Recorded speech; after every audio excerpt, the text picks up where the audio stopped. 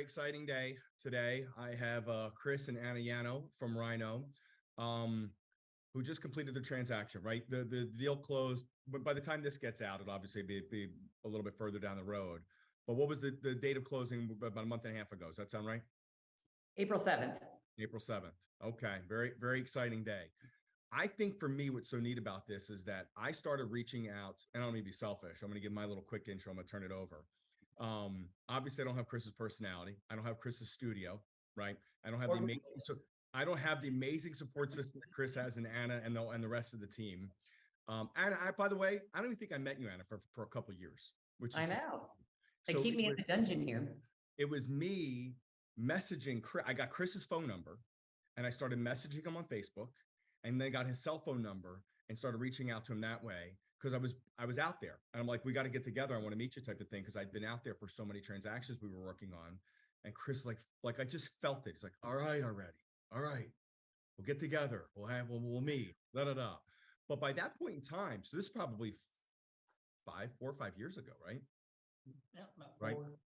So that's how we all met. But I think more importantly is tell me how RYNO came about. Like, this is your opportunity. Tell the story, because not a lot of people know it.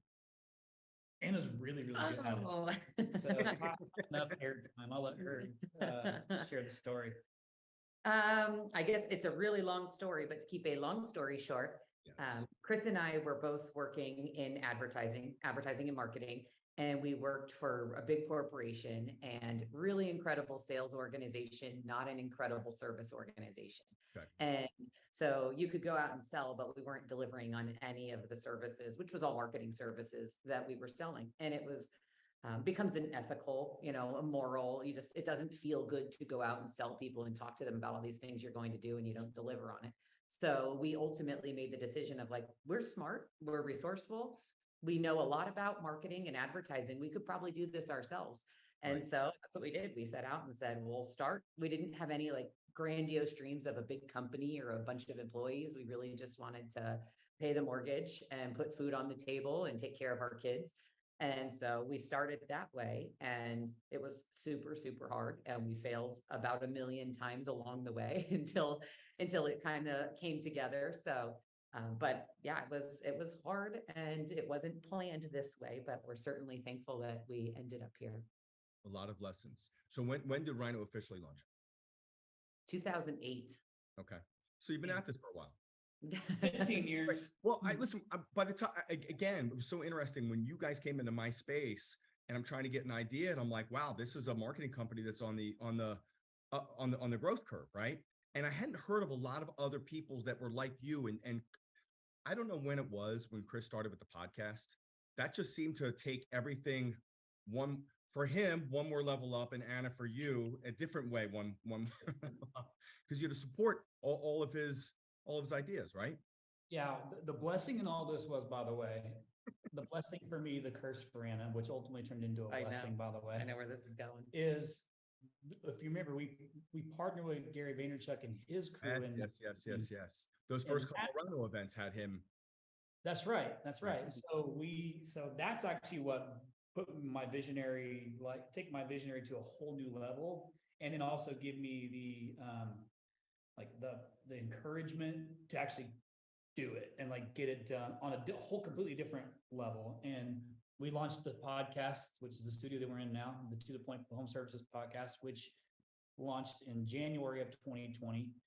And that's when we really hit that trajectory. And it was just me bringing in all these, industry relationships, bringing my friends on the podcast, telling their stories, and all the people I've met along the way. But it sent us on a whole nother trajectory, and the business really skyrocketed. And then we met, not too long after that. No, we met before, but then there was a while to get onto the. We really get to meet and connect and have actual conversations after that. Yes. Little secret is that I did not want us to start a podcast. I was like, we are too busy. We don't have time for a podcast. There's all this other work to be done. And Chris snuck off and started a podcast while I was out of the office, and bought all the equipment and did it. And what I didn't know was coming around the corner was COVID, and that all these people were going to start listening to podcasts. So he launched in January of 2020. COVID happened, and the podcast took off because nobody had anywhere else to go or anything to do. So it was like all of the right timing and right decisions that happened perfectly. Timing, which is funny you say that, because we talked to all of our prospects to say, hey, the timing of what went on in 2021, 2022 was some of the craziest stuff we ever saw, right? Obviously come down a little bit here in 2023, but yeah, it's funny is when I was putting this together, right? Again, we've had I don't know, however millions of conversations and dinners or what have you. I'm like, I'm interviewing the guy that normally interviews everybody. I'm a little nervous. Together, right? We had our little pre-conversation before we hopped on here. I let you know I have the same studio set up as you guys. By the way, the studio you had set up is sick, right? Yeah. So I remember going in for like the first one. I remember stopping by to say hello to you guys. You had my name up there. Oh, you're Brian Cohen. Yes. Chris is expecting you. That was whatever. The whole thing, the way you guys have it set up is amazing.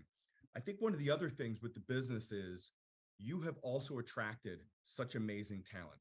So again, we're talking about the marketing world, but it's not too dissimilar from HVAC or plumbing or anything else. When you've got the right people on the bus that are incentivized and driven the right way, great results happen. Because at the end of the day, it takes a team, right? You can't do it on your own. You got to, at what point in the business cycle, like starting 2008, when did you start bringing some of that great talent on, right? You got Jeff, you got Mike, you got Elliot, every person that's part of what you got going on over there is pretty damn incredible. And by the way, they're apostles. Like they are so bought into your vision and what you're doing. Like they live it, breathe it.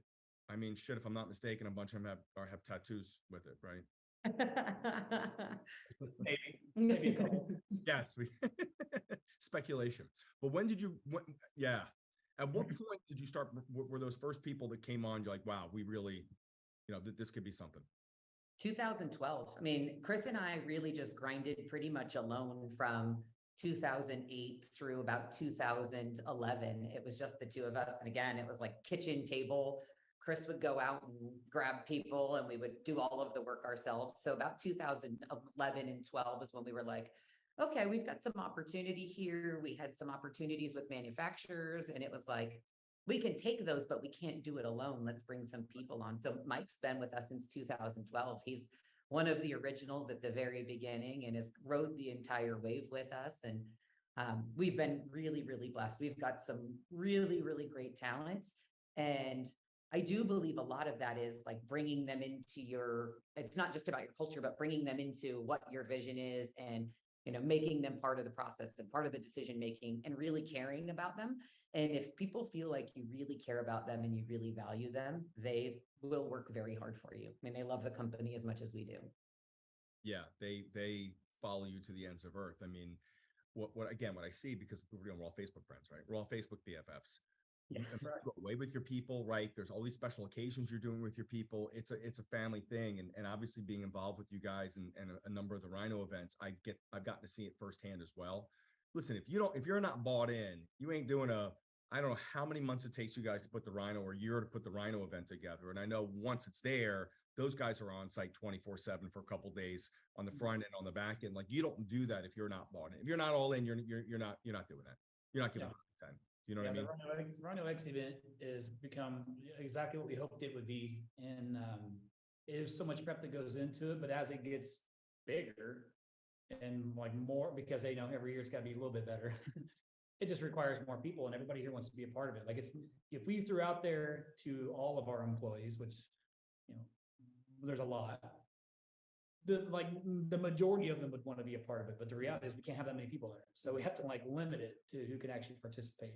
Right. Yeah, the hard part is scaling back who gets to come. It's like picking who gets to come because they all want to be part of it and they all want to participate and help. So that's the harder part, is saying everybody can't be there. Who can we take? And that's also on the back of your Christmas party, which is a couple months prior, which is another event unto itself, right? Yes. Yeah, we're celebrating our employees for a hard year. Well, you have a side hustle, which could be event planning. For sure. That's our next career, is event planning. So the growth, give me roughly the year. What did it look like? All of a sudden, hey, we've got a something different than what we thought we had when we were sitting at the kitchen table. When did that click happen? Like, hey guys, I think we got something more than what we originally started with. Really, I think like 2012 is when that kind of started. We got into a manufacturer relationship, and that was kind of the first big like, oh, we've got some real opportunity here. We need some more people. And it continued until about 2014. And we kind of sat still for a while. I think about 2014, 2015, we got a little flat and we had some great relationships. We utilized those relationships. We brought on a lot of customers, but we also didn't have a huge vision. And we had a business partner at the time. And there wasn't necessarily alignment on what does the growth of the company look like and how do we get there? And when you don't have that alignment, it kind of leaves you stagnant. So when he exited the company in 2017, it really gave us the opportunity to say, okay, what's next? Like, how are we really, really going to jump into this? And we went full force in 2017, and that's when things really kind of exploded for us. From 2017 even to now, we really jumped in, almost like we started all over again. Really like grew the staff, grew the relationships. Chris started traveling like a maniac, and those were, we brought in business coaches, we brought in partnerships. So there was a lot that happened in there that really catapulted us. Again, you talk about timing, if you look back to that 2017, I think that's the year that we got Dave Geiger's deal done. And I think it wasn't too shortly thereafter that Ken Goodrich got his deal done. So all of a sudden, right now, these numbers and these multiples are being thrown around. So I guess the next logical question is, at a certain point in time, you started saying, hey, we have something that could be next level, right? All these, and you knew everybody who was doing a deal. How you guys had the patience that you had to sit back and say, just be patient, because we had talked about it. I don't know how many times, over the years, obviously it works best on your time frame, not on mine. But listen, I came into your studio. We did a podcast with Kevin Howard and Michael Cross talking about their deal, right? And the crazy multiple that they got, and then this one, and then that one, and you keep hearing it. I mean, how were you able to stay so patient with all the noise that was going on around you? That I can only imagine the conversations the two of you had. So enlighten us. Yeah. So Because actually, you went through something that a lot of teams, husbands and wives, and even business owners with partners go through, of trying to figure out, okay, when are we going to do this? When are we going to say yes? When are we going to pull the trigger? You know what I mean? yeah, I think what part of this was just understanding that it was an option, and what did it look like? And does that mean, what does selling your business, I use air quotes, actually mean? And we didn't know. I think we didn't know what the actual options were, I should say. And then once we did start to learn a little bit of what the options were and how it can support our growth strategy for the business, then that's when we really started to think about it and talk about it. And this is where I'm blessed to be in a lot of circles of a lot of very successful companies. And then some of those guys were going through different acquisitions, and they looked different. So I got to hear their stories and understand how they structured their deals. And obviously you guys were a part of quite a few of those, which is how our relationships really flourished. But we just started to understand what the potential could be for us to grow faster, smarter, with more intellectual capital, take some chips off the table, for all the years, but keep going, and not exit the business. And so we took our time to just learn and understand, because you're right. Like at one point we were getting so many, deals, opportunities thrown at us, but we were uncomfortable with the conversation, where we were like, well, this is outside of like our scope of like knowledge to how to execute on it. But clearly there's people interested in this business and wanting to bring us on board. And so that's when we started having a conversation. I'm like, what could this realistically look like if we did this? And myself, Anna, and Mike, our CXO, who she was talking about, who's been with us for over a decade, could only get this thing so far. Every day the business gets bigger as a size company we've never run before, right? And so at what point do we bring on somebody who has done it, who can help us scale? And then it was just about, all right, well, like, let's agree, let's go into this thing and let's kind of have our non-negotiables on what we want if we're going to get this thing done, and see how it goes. And then obviously we brought you guys on board, help guide us through the whole process and how to prepare and all those things. But I think once we had a conversation around the plan was to use it as a growth play, and could we find somebody to support us in that? And there was going to be a lot of somebodies. That's when we made the decision to move forward with them. And I think to piggyback on that, as business owners, especially in the like decision-making process and how you're going to get there to say, oh, we're going to pull the trigger, it is hard when you have a successful business already, right? Because it's this dance of, well, we already have a successful business and we've got a great life and a great income, and why would, what do we need to sell for? And I think that you get caught in this thought of, as business owners, of, oh, well, you sell when you need money or you want to leave or when things are going bad.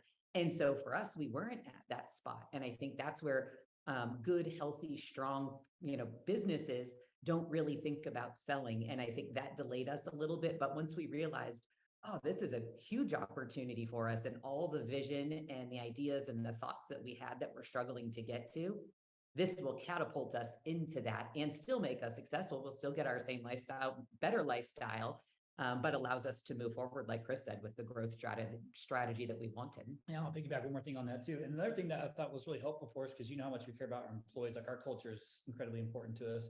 But then we learned how it could impact some of our key leadership along the way and how we could help them too. And again, just from learning, like these are the options that you can get. This is fantastic. So it was, can we keep growing? Can we give back to some of those that have already helped us get here in the first place? And can we do it smarter and faster? And like, what's the other alternatives that we have along the way? So we really took into consideration the staff here and how it impacted them in a positive way and the key leadership. When you said something that was interesting that I liked, talking about, you're not exiting, you partnered for growth. A lot of conversations I have with owners is, well, we're not ready to leave the business. I'm like, let's take a step back. Let's talk about what this really means. When you do a deal, right, the personal liability is out of play. You've got a partner to help you grow. Just like you said, you've got the opportunity, obviously, not only to take care of yourselves, but keep people as well, right? So some of the conversations, like, you realize that you actually made your business stronger by doing this. So you two know what your best skill sets are. You're right. One of the things you said, as we grew, every day was the biggest business we'd ever run before. And the next day was the biggest business we'd ever run before, right? At a certain point in time, Chris is amazing at something and Anna is amazing at something. But when you get dragged down by all the other things that you're not amazing at and don't want to do anymore, and you don't know who else to hand them to because no one else has handled those responsibilities, because ultimately the buck stops with you, you're right. It's another opportunity to say, hey, if I had a partner, right? Because we had these conversations a million times, to take all these things off the plate so that Chris is, untethered and you're untethered. How great can you go be with everything you're doing? And that became part of the chemistry fit with the partner that you chose, right? You took a look at, hey, what experience do they have? What other things can they add to what we're doing? What can they take off our plate for continued growth? And you're playing now a leverage game, right? It's different now. It's not your checkbook you're playing with anymore. The liability is off. You've got a partner you're talking through some things with. And obviously they're on a level that they can share some insight with you on some of these growth opportunities, right? It's not just, listen, you guys are amazing. You figured a lot of things out, but you got a partner who's in alignment with you, right? The chemistry fit is there. It's just not always the dollars. It's about the fit. But you're right. When you've got a successful business, it's hard to stop and say, okay, let's go do a transaction. A lot of people want to do these transactions when they're in crisis mode. They're not playing from strength. I think one of the strongest things you guys had was you didn't have to make a deal happen. You could have walked away at any point in time. Right. Well, and if you do the deal when you're not in crisis mode, it gives you a lot more leverage to, these are the things that are super important to me, and I'm just not willing to budge on them because, you're running a successful business and you can wait. We could have just continued to sit and wait as long as we needed to find the right partner. And we were blessed that we found the right partner when we did, but we didn't have to do that. We could have just waited it out. Yeah. And yes, 100% you could have, which is playing from strength. So I think you guys will find this neat. Obviously I keep in touch with a majority of my clients post-transaction. And, in a couple cases, I hear back a year or two later, oh my God, biggest growth year ever. We could have done this. I said, I think what you need to understand is when all the pressure is taken off of your plate, it's not your checkbook. It's not your money. You're making decisions, but if you make a bad decision, okay, it's not good. You're not writing the check for it. You're playing from you know what I mean, from ahead of the game.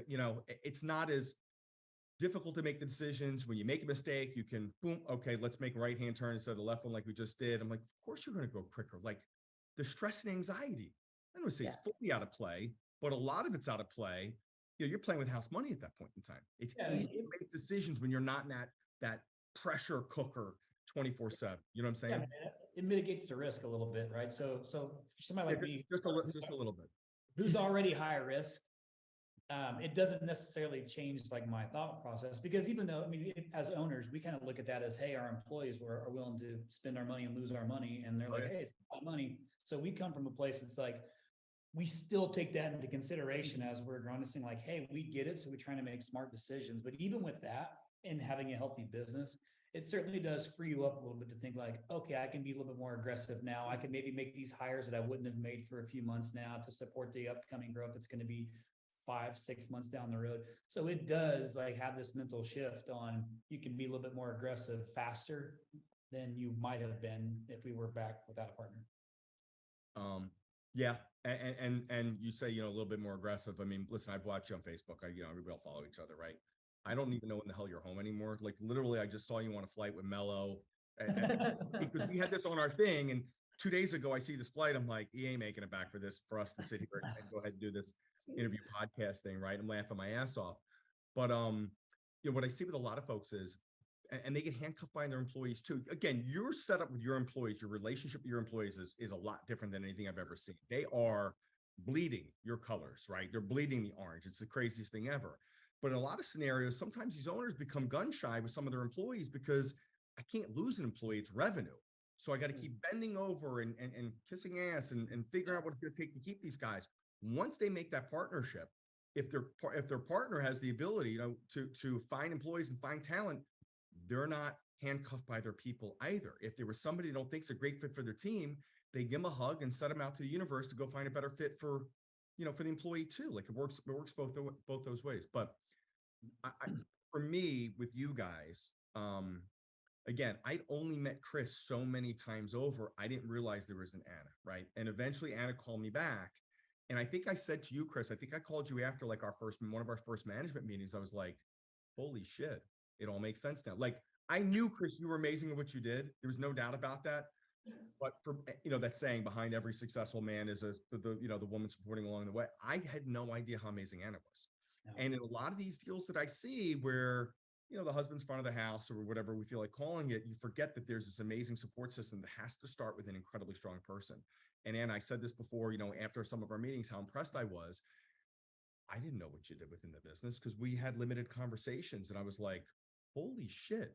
Chris may be here, but there's another driving force that is equally, if not stronger. So I think the more important question is, as Chris has been running off to do all these things, what is it looking like from your perspective? Like, oh my God, everything he does, I'm going to have to learn the responsibility on. Tell me from your perspective. Yeah, tell us from your perspective, Anna. I think like when you do that when you're with a spouse, you kind of start to learn, like, one, you're prepared for it. So like I've flexed the muscle of Chris is going to go do all these things and I'm in the cleanup crew. Like he's like the horse gallivanting around and I'm the pooper scooper behind him picking it all up. but like I'm really good at it. And I'm just a natural, like born problem solver and not afraid of jumping into challenges or making decisions. So when he does things, I'm like, he makes really good decisions. He's out doing all those things. I trust his judgment. He trusts me that he can throw things over and that I'll figure it out. So I do think as much as husband-wife business partnerships can be a tricky dynamic, we've figured out a way to leverage each other's strengths in a really strong way that I leverage all his strengths, he leverages all my strengths, and we cover each other's weaknesses. And it's just one of those things that he knows he can go do those things and lob them to me and I'll figure it out. Yeah, it is. And again, I say this for, everybody that's listening or watching. I don't think anybody understands how truly, really that amazing that you are, Anna. So Chris, I'm giving your wife another compliment because I've seen enough of these situations, right? And oftentimes as I meet the other half, I'm like, oh, it all makes sense now. You're like, oh, that's how they really grew. Yes. You know what I mean?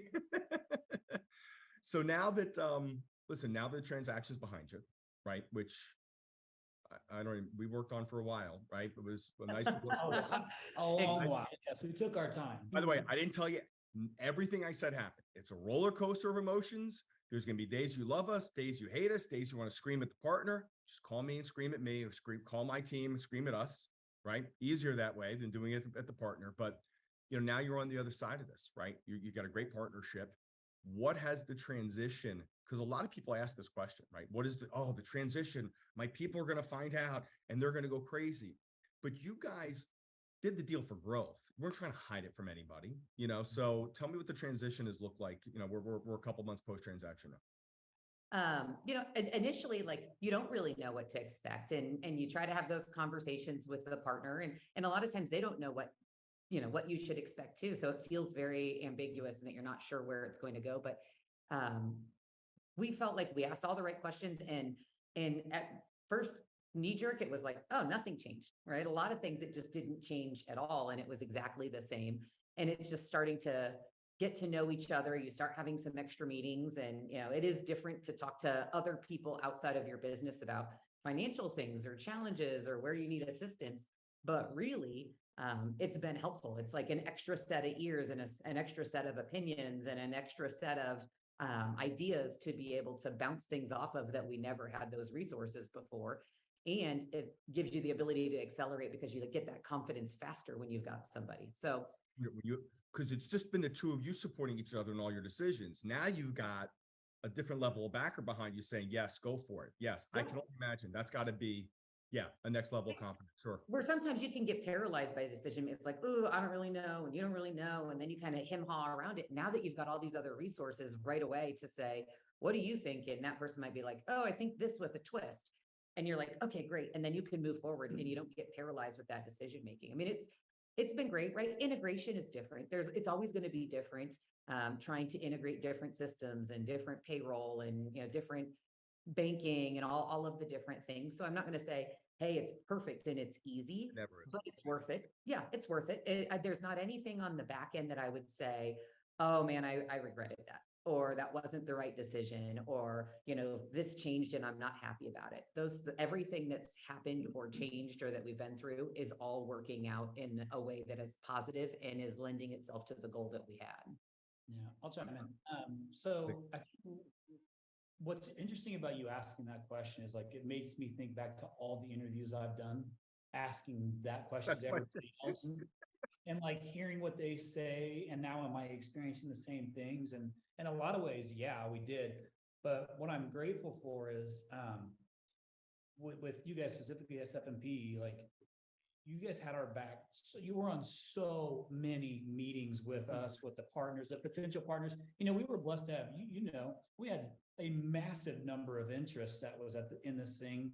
And it took a while to whittle it down and find the right partner. But we had so much negotiating power in what the next phase would look like with that partner. And as of right now, it's playing out the way we'd hoped. But if you remember, BC, you were telling me, because I was trying to do these acquisitions on my own, like these little tuck-in acquisitions. You're like, stop doing it, man. Like, leave it alone and then let the partner do it. And like, that was some added value where I was like, but I want to do it right now. But the partners, support. I've learned how the partner can support our acquisition plan, our growth plan, our financial plans, our goals, like all these things. And so far for me, it was, how am I going to work for somebody? Like, how is that going to feel to me to have a boss? I use quote unquote air quotes on boss. And right now, and that was a big part of the decision on who we chose. Did I respect the person that was going to be leading me? Do I felt like they could teach me? Because I'm not I didn't mind having somebody I had to report to, because the hope was this person's going to actually, now I've got somebody who can help me figure this stuff out, because I'm a visionary. I have all these ideas. I want to do all these things. Anna shuts 90% of them down. So maybe now I've got a little support. And the reality is that I don't necessarily have that support, because my boss, Jeff Mosler, who is an amazing human being and incredibly talented and has a ton of skill, is really great about making me better and think through these things more and holding me accountable for different things, but also giving me ideas. And so we got what was advertised as in a partnership, but it doesn't feel like I have a boss. Like, it doesn't feel that way. Like, they're still letting us do our thing, and grow the business, because the business wasn't failing. The business was excelling anyway, but they're just doing it with guidance and giving us more opportunity and giving us more levers to pull along the way and more resources, say, hey, let us take the hiring off your plate for key leadership and things like that. So as of right now, post 2 months, sitting almost 90 days into this deal, like, the integration has been it's challenging because it's just a lot of work up Mhm. front, you know, to kind of set the stage right. But honestly, like we feel really, really good about our decision and our partnership and where this thing is headed. So, you know, ask me next year. We'll see if I'm in the same, if I'm in the We'll same talk. place. Yeah. I'm sure I'll talk to you a couple times between now and then. I think, I mean, the hardest part is telling your team, right? And at least for us, not because, because we care about them so much and we are a family. And so one, you feel like as you're going through the process, you don't want to bring people in the fold too early because you don't know if it's going to happen. And if you don't know it's going to happen, you don't want to have all these conversations and spend all this time on something that might not happen. But you also don't want to wait too late and then have them feel like you were deceiving them or that they're, you pulled the rug out. So I do think the employee conversation and dynamic is, as business owners, probably the most challenging part. And the only, I think the best thing you could do, like we just went into it with a very authentic and genuine and open meeting staff wide and told everybody, this is what it is. This is why. This is what we're excited about. This is what it means to you. And they appreciated so much the transparency and the candidness of it and the openness and why we were doing it and the challenges we were experiencing, that they all were like, we're in, like, and they were like, we trust you guys. We've trusted you all this way and we trust you now. And we don't think you would have brought in a partner that wasn't the right fit for you. Just like, you wouldn't bring in the wrong partner that wasn't a right fit for us. So that was the hardest or the scariest part, I think. And it went over really, really well. So I'm going to give a shout out to Everservice and Sunstone Capital. We appreciate you. Listen, for the right, and again, I get asked this question all the time. Oh, well, I mean, if my people find out, listen, everybody thinks everybody's number one. Everybody thinks everybody's for sale anyhow. That goes without saying. Yeah. Number two, I have yet to be involved in a transaction where the announcement is made post-transaction and people walk out the door, Yeah. right? Yeah. Some people are going to leave, and chances are those are the ones you probably should have let go of months and months and months, not years before. But it's hard to let go of people that you've got some tenured relationship with because they realize it's possible I'm going to get held accountable to a different standard. Well, guess what? If you're going to get held accountable to a different standard because somebody else is looking at numbers, chances are there's going to be some bigger opportunities for you too. Like almost in every one of these deals, I don't hear anybody saying, my people have less opportunity to make money. Right. They'll have more opportunity to make money. You know what I mean? Yeah. There's increases in commission, right? There's insurances that become different. There's 401k vesting that becomes different. There's potential options in stock and growth and everything that goes along with it. It's really good. And ultimately, when you make a deal like this happen, you're not only protecting your family, right? The kids that you have and the two of you, right? You're also protecting your work family, right? I mean, I don't know what the next year or two has in store, right? But you've got a private equity partner, right? You're in a safe harbor now. There's going to be growth there. There's other opportunities. Like there's just so much good that can come of it. And you're right. Whatever your mindset is going in, your mindset was you guys are also a very strong team, right? I got a pretty good, from sitting with you, when the two of you sit down and say, this decision we've made, somebody's either going to say, this is the greatest decision or I'm out. There's no in between. And your people have followed you, like Mike for 10 plus years. Again, seeing your people that have been with you for as long as they do and how bought in they are to your vision, I didn't expect there was ever going to be anything but excitement and enthusiasm for what we want to do moving forward. So to that end, I say kudos. You really built something special there. And it's been from my end, watching the growth, right? Watching Chris's personality, which we all knew what it was from before, from all the different things he had done over the years. The reality is this: everything you've done has been all the stuff you've done to get to this point has been the next step for you to be here, right? For what you're doing right now is the absolute perfect fit for you professionally, right? You've got the perfect partner with you with the business and everything. I love what I do as well. Working with Fred, which is 7 or 8 years now, it was the absolute perfect fit for my personality, for what I love to do, being involved with the best team. And every day I do something, I'm fired up. People know they can call me 24/7, right? Same way, I don't say same with you, but you've made yourself available to more people that you can't really do business with, and you give away so much for free. Like, I don't know, you guys have created a great reputation. Just everything about what you've done has been absolutely incredible.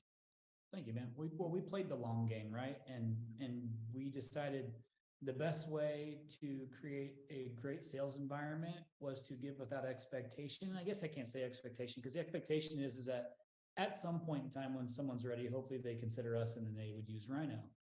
And thankfully a lot of the right people did, who also have influence, and we did a great job. This team here is amazing. I mean, we've been doing digital marketing for home services for a long time. We better be good at it. So it was just it was this reputation over revenue mentality. And if we focus on really doing great and caring about our customers and caring about our employees, and they do a great job, our reputation should be great and should sustain, and if that happens, the revenue will follow. And that's exactly what happened. We just learned how to market the business a little bit better, because we weren't really good at like bragging about the things that we were doing.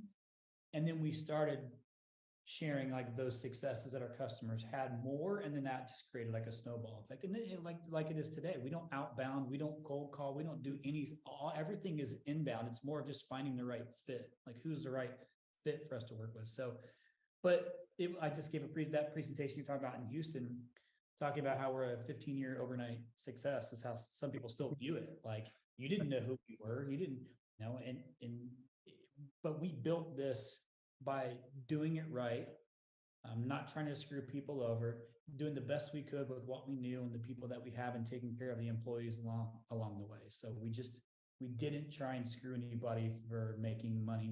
We did it the right way. The confidence of trusting your intuition and the decisions that you were making, knowing that there was going to be a payoff somewhere down the road if you followed what you knew was right. Yeah. And I would say that really actually started to come into play. This is where I'm so grateful to Anna's point that we didn't have to rush into anything. There was nothing negative going on in the business that tried to push us into this quicker. So we really took our time to say, okay, cool, we understand the potential. How can we keep growing this thing the same way we've been doing it? Because some people might say, oh, well, let's just start bringing on everybody we can, regardless if they're the right fit or not, just to stack the EBITDA, or to stack the revenue, and then we'll sell it for it. We didn't do that. Our business still grew the right way without screwing anybody over, without screwing our employees over. And it's the core culture of our business was, do the right thing, be transparent, give back, which that we still give back a ton. We did it all right. That's what feels so good about this. Like, nothing about this felt yucky to us. Nothing about it. We did it all on the up and up the right way with the right partner, and they're supporting the same thing we've been doing. That's the key, and that's most important. Now that you're on the other side of this again, what advice, comment, opinion, whatever, would you tell anybody who's contemplating, hey, maybe I should sell, maybe I'm looking at it, maybe exit? They're kind of in that, hey, I'm not so sure mode. What advice would you give to anybody who's listening to this that's thinking about that?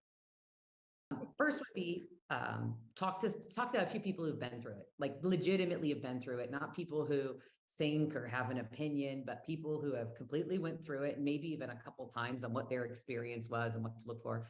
I think for sure finding a broker like sfmp to support you through the process is a huge piece, right? You need people who are on your side and campaigning for you and giving you advice and direction, but also have a lot of experience. The amount of times and emails and phone calls and text messages to Justin and Darcy and Ryan and you. I mean, I probably, blew up your phones all the time, but having people that you can lean on that make you feel comfortable and confident, and that you can ask all those questions until you're at the spot of like, okay, I'm ready. I trust this process. I trust this person, and I can go through it. I think those are like the two pieces that would be the most important to feel comfortable and actually make the decision. Yeah, I'll piggyback on that. I mean, because I remember you telling me early on, this is potentially the biggest transaction of your entire life. And so but you don't know what you don't know about it. So you have to rely on, at least we had to rely on sfmp to be that trust, like to have that trust to guide us. And that is critical, because if you sit there and question everything, you're never going to get anywhere with this deal. Mm-hmm. So you have to have a partner you trust that can guide you through it. Because I challenged you. Remember, like I was telling you, hey, these are the people I think we should go with. And you're like, no, Chris, you don't know. And I'm like, you don't know, BC. You don't know who. Yeah, there were a lot. Trust me, I wanted to say it back a bunch of times. I had to. Yeah. And it turns out that you were right. But I needed that, right? Because I didn't know what I thought was right wasn't right, because I'd never done these before, and you've done a lot. But having the right partnership and the trust of that partner, and being able to let go of some of the like the questioning, the maybe insecurity, like you have to partner with somebody who you trust and has your back and who's kind of willing to be there for you. And we had options. It's not like SFMP was the only option that we had. Like we had other people reaching out to us as well. But we built that trust with you and you kind of built it over time. So it made it easier for us. And then to piggyback on Anna's point, because I get this question asked to me all the time about, hey, Chris, who should we partner with? What are you hearing about these post-acquisition relationships and the horror stories and all this stuff? You got to know the good and the bad. You have to learn the both so you have an idea of what to look out for. Yes, you, the broker that's representing, will help you, but it's always good to hear from those who've been through it. And some, like you potentially could refer some that weren't your deal, that went south. And you should also talk to those people to understand, like, what did they go through? What are the challenges they hit? Because at least then you kind of know the good, the bad, the ugly, and then how to get through that with the right person. So you're not in the bad and ugly part. Funny you say that. I actually have one of these podcasts that's going to come out here in the next week or two with a couple gentlemen that weren't our clients. And I wanted their story of what they've gone through. What I want to say real quick is I appreciated the fact that you trusted us. It's hard for me as your broker, right, as working for you to say, just trust me, because I said it 1,000 times, right? And then every time something, like I would notice there'd be a click. Okay, we get that. Okay, you see what I'm saying, right? A couple of those clicks, and I don't say there was any questions anymore, but you trusted what we were doing. Listen, it's your baby. I respect and appreciate that. I know how hard you've worked over the last 15 years to get it to where it's been in order to be able to make this happen, right? I also know that you guys are amazing at marketing and what you do. And I know that we are amazing at, I don't want to say fighting with private equity, but negotiating with private equity for the best outcomes for our clients, right? I can't do what you do. Right. And the people that I think that they can do what we do are the ones that get hurt in their transactions. And actually, I've had these conversations a million times over. You don't know what you don't know. You know what I mean? You're getting asked to play by a set of rules that was not created by you. Right. And if you don't have the right person who's been through this enough time, so when you make a decision, you have the ability to call us and say, hey, was this the right decision? Is this good based upon the information we had? And we told you yes or no. Right. Or, hey, you may want to think through this. You may want to think through that. But it was, listen, it was incredible working with you both. It's been amazing watching the growth of what that I've seen going on, not only on you professionally, which is great, more importantly, personally, right? You guys, and again, I've told you this face to face, I'm not saying anything new. You guys got your date nights. You got your family travel stuff that you do. Honest to God, isn't that why you work this hard, is to be able to go do all those things at the end of the day? For right? sure. Yeah, I mean, I just was having this conversation, and we went on we got to go on a cruise. Yeah, I saw 9 days, 10 days, something like that. And it was the first time in at least a decade that we actually got to go and literally disconnect. Because how it is when you own a business, you can't ever really disconnect, even when you're gone. Like maybe you're answering a few emails, but taking a few phone calls, texts, whatever. We legit disconnected for like 4 straight days and did nothing and just hung out with the kids on the cruise. And like, it was one of the best. It's what you hope it would be post-transaction that would give you the freedom to do that stuff, is what we just experienced. So yes, like that is great. Like, not that we're stepping out.